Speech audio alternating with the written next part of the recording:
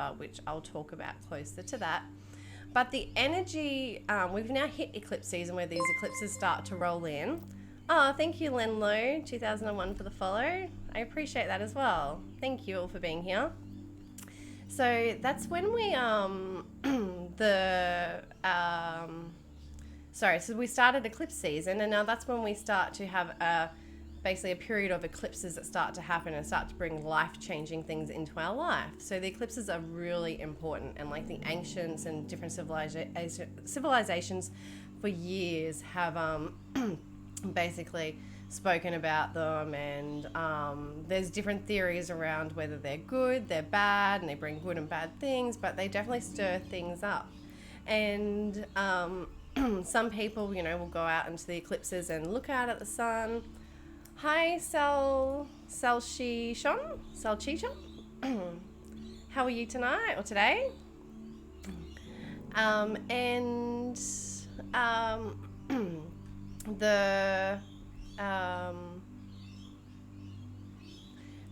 the North Node, so the eclipses trigger things basically. So we go through a period of a couple of eclipses for a few months, and they trigger different things in our lives. They can trigger things externally in the world as well. I'm doing good, thank you. I'm glad you're well. So now the eclipses are these points where the north and south node are, where the nodes of the moon are. So the south node is what we're moving away from, and the north node is what we're moving towards.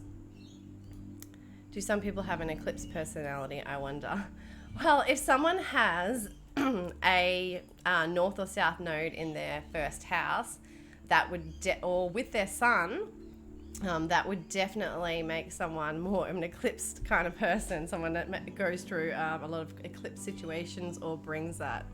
And we can tell when we look at the birth chart, basically. So you're following now. So next time I'm on, this is the first time I've done just a weekly general reading on here and for each sign just generally, but usually I'll bring up individuals' birth charts, and we'll go through and have a quick look and see just a little bit about the birth chart, and then also a little bit about what might be happening now for you.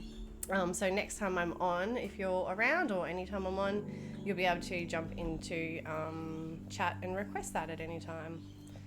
Pardon me. If you also join Discord, I will be offering some sort of random little readings in there too, and like information and whatnot. And yeah, I just put daily posts up there as well, so that you can keep up with the day-to-day of what is happening with the planets and how it's affecting us, and the moon as it changes signs every 2.5 days and how that affects us. So yeah. So the south node is where we're moving away from, what we're leaving behind, and the north node is what we're moving towards, what we're heading towards. So eclipses are usually eclipsing something out of our life.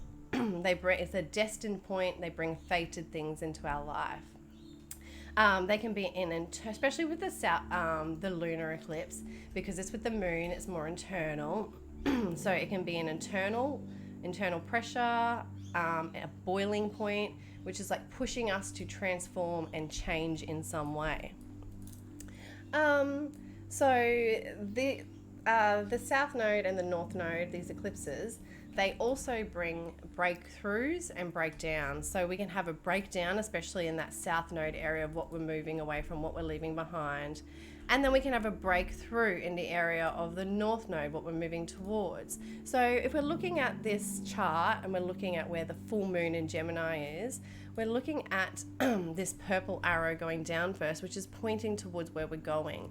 The north node's in this direction over here, where this yellow little moon is. The north node is in Gemini, and the full moon is there at 8 degrees in Gemini. And that's what we're moving towards, the direction of Gemini.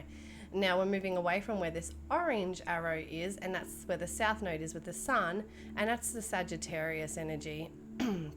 So we're moving towards, so this is where, the eclipse is going to bring basically breakdowns and breakthroughs in the areas. And I said breakthroughs could be in the Sag area and breakthroughs in the Gemini area. So this is like endings, letting go, cutting cords to unhealthy attachments, things and people that are draining us. things that aren't serving us anymore. It also can be big situations that come up, big in things that we may have been putting off and not liked taking action on, or cutting off, or moving forward, or severing. Things we may have already known that we needed to end, whether that's on like a very conscious level or a subconscious level, or we've been like putting it off or whatnot. Something we've been ignoring the truth about and not honoring, basically. We won't be able to ignore it anymore. So what basically what that brings with those breakdowns and whatnot. And it's also letting go of that south node, which is letting go of the world and other people's views and beliefs of the world, and what you can do out in the world, other people's judgments that are holding us back from our truth, and from stepping into our destiny and our true power, and on what we're here to do and where we should be, and the people we should be around. And it can be like, any kind of like social situations or groups too, of people that no longer align with us and that we need to move away from, as well, that are they can be holding us back because we can't align with the people that we really want to vibrate towards. So it can be very triggering too, being a lunar a full moon eclipse, because it's our internal self, our emotions. So, the breakdowns and breakthroughs is like, we could have breakdowns, and that's the internal emotional thing. It's also our environment and around us, our environment being exactly what is around us all the time, not outside necessarily, the greater environment. So we can have like erratic emotions, again, that help us to have these breakthroughs. So we can also be maybe like second guessing ourselves as well with certain things, because we're moving away from the natural, what we're used to, the south node, what we already know, and it's where we're in fear as well, and we stay stuck. So we're moving away from that and stepping into the courage of the risk-taking, the destined path of the north node. So it can be big decisions to make, things not going the way we planned as well, but better if we allow it and get past that fear of stepping out of the old behaviors and the old stories holding us back. And things might not go the way we planned, but they'll still go the way we want them to sometimes, as long as we allow them to and don't have those blocks up stopping it because we want it to go a certain way and it can only go this way because of old beliefs and old stories. Sometimes we're being put on a better path to still get to where we wanted to, but in a different way that's better for us. So as a collective and personally, we'll be releasing our belief system stories that are holding us back from stepping into that north node and our destiny. And this can also be like religious and cultural beliefs, cult sort of things, programming, anything that like is outworn and that has been taught to us in the past, or that we've learnt that is not going to help us on a bigger scale with humanity, and just in general on like fulfilling our destiny. And that's the destiny as a collective as well. So with the full moon and with it being in Gemini and the eclipse here, it's going to help us to bring in basically new ways of connecting, sharing and processing information, faster ways so we can absorb and take more in, and speak and communicate more fluently to many different people on many different levels, especially in our local environments again. Local places that we go to, travel, communities and organisations that are all within our environment and local distance. So it's very much about speaking our truth and the truth coming out as well. So we also have had Neptune in Pisces, and that's gone direct, and that's squaring the node. So this is more the external world focus, with it being an outer planet, but it will still affect us too on an internal level with it squaring the eclipses and the nodes. So our dreams and our fantasies, we can finally dream into reality, but only if we're not deceiving ourselves. Only those that are a part of our truth and that can actually be achieved, and that we can actually put something physical to, and we can actually practical, and we can actually do something with, not the ones that we, have up in fantasy because we want to use them as an escape or an excuse not to do other things, basically, or to really get on our path. We also need to ensure we aren't overexerting ourselves, thinking we can achieve or reach a dream that is just not possible, or holding us back, as I was saying. Hopefully we've come out of it with a different perspective as well, since this Neptune retrograde, with Neptune going direct, and helping us to see the real vision.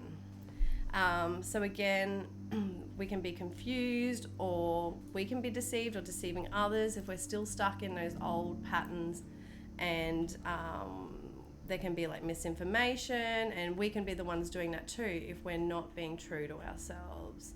So we need to follow the actual signs that the universe is giving us, tune in, see what's real for us and what we can actually, do and achieve, and don't fall back into the South Node stuff, and like move forward and let go, basically.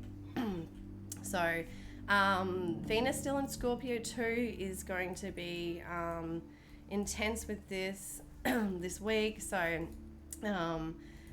we're going through all these relationship deep truths coming up, and cutting off again of people that no longer serve us and that we don't need in our lives and aren't on our path and whatnot, and the truth coming up about that.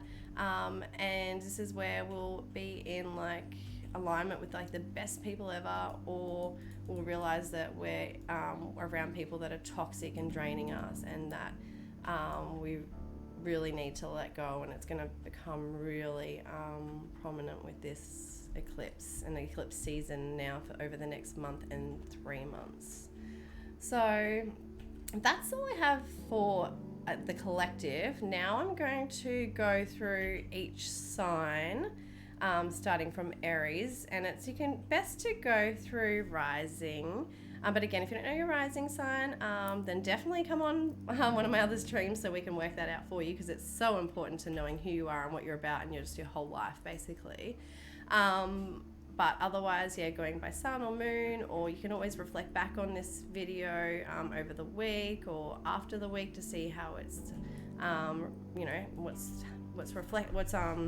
resonated for you, basically, and so on.